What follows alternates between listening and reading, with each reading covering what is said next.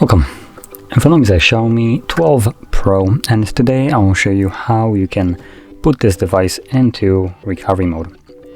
So to get started, let's hold power key and select power off. And once the phone turns off, you want to hold power key and volume up at the same time. When you see the Mi logo on the screen, it should be visible right about, there we go. Now you can let go of the power keys and simply wait for the recovery mode to show up on the screen. And there we go. Now in this mode you will need to use volume keys to navigate through the menu, as you can see, and power key will be used to confirm whatever is selected.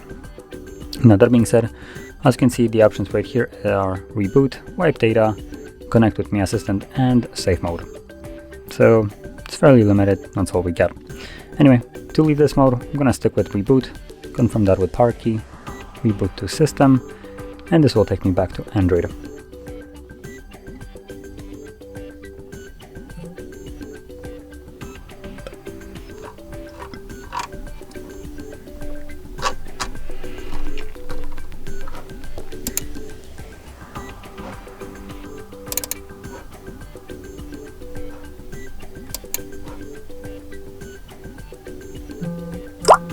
And as you can see, we are now back in Android.